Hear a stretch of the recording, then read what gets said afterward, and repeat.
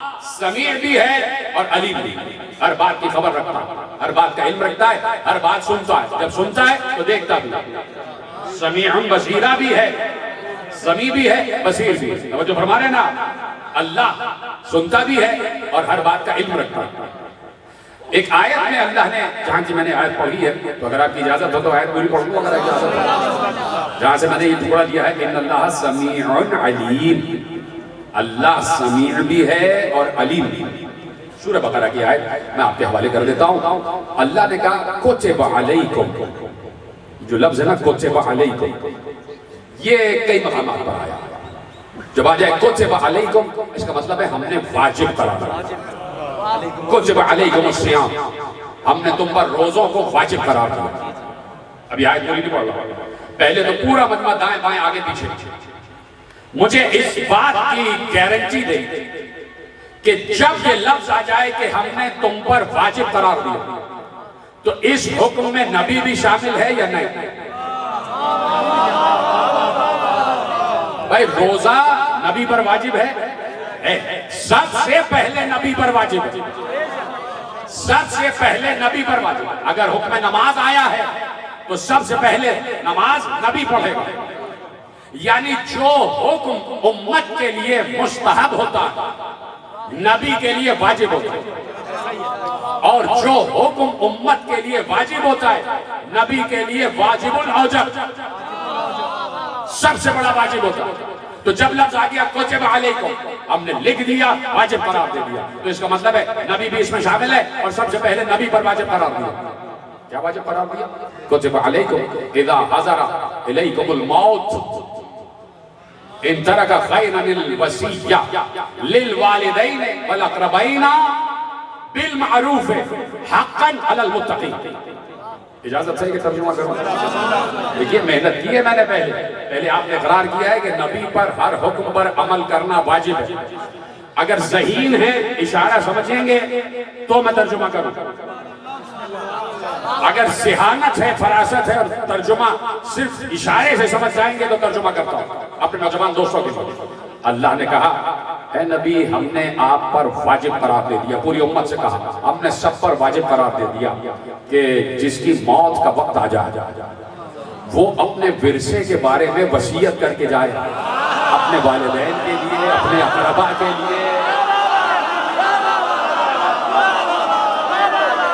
یہ سلامت رہے آپ،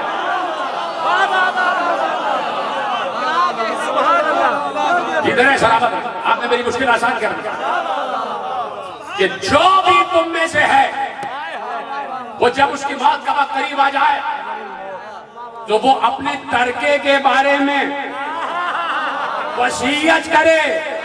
وصیت واجب ہے، جب امت پر واجب ہے تو نبی پر اوجب ہے، تو جب نبی پر اوجب ہے تو مجھے دکھانا پڑے گا امت کو کہ نبی نے وصیت کس کے لیے کی ہے، تو جس کے لیے وصیت کرتا ہے اسی کو تو وصی کہتے ہیں۔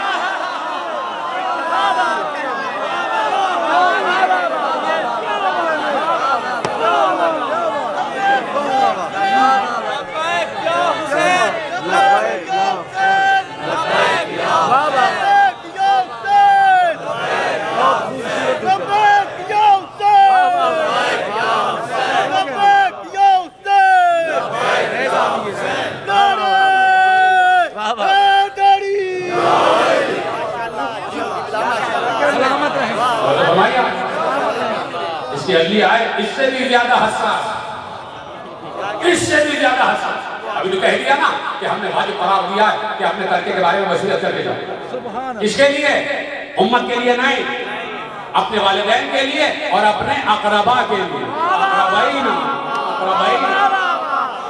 اپنے اقربا کے لیے۔ اقربا جمع، اقربائن جمع، اور جب جمع کا واحد ہوگا تو قربا، جب جمع کا واحد ہوگا تو قربا۔ یہی تو 1400 برس سے کہہ رہے ہیں کہ جیسے ہی وہ باغ یہودیوں نے نبی کو دیا تو فوراً اللہ نے کہا وَآتِ ذِی الْقُرْبَى حَقَّهُ، اپنے قربا کو دے دو۔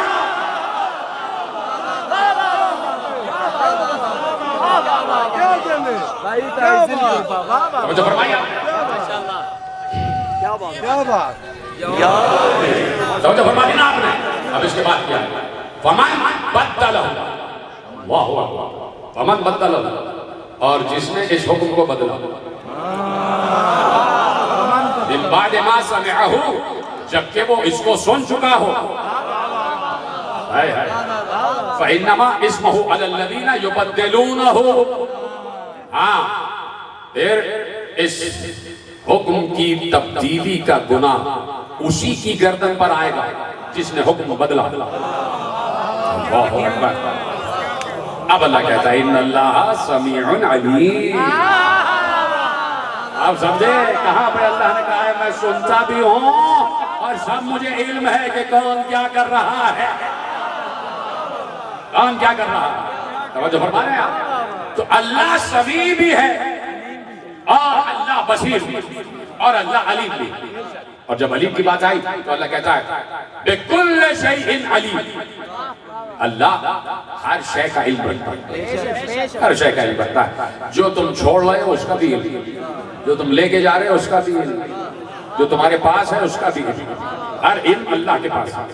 تو اللہ کہتا ہے کہ دیکھو ہمارے تمام اوامر، ہمارے تمام احکامات پر عمل کرتے رہو.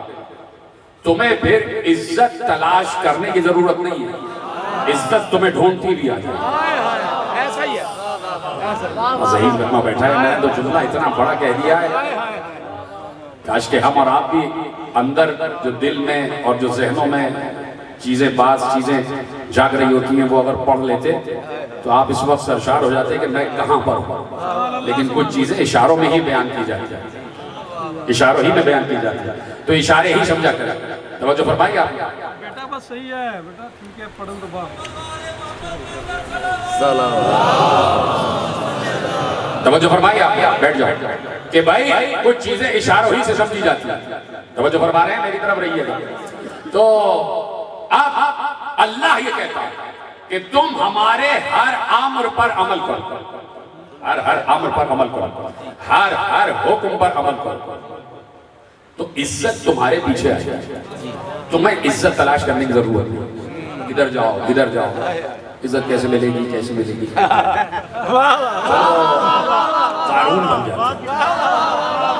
قارون بن جاتے عزت ملے گی. اچھا نہیں مل رہی، دولت جمع کرتے عزت نہیں مل رہی، مال جمع کرتے عزت نہیں مل رہی. یعنی انسان یار تو کی مسئلہ نیچے جاؤ، اس کو ہٹاؤ،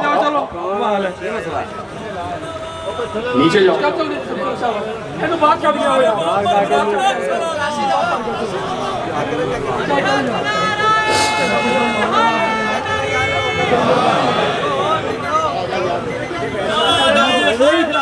یا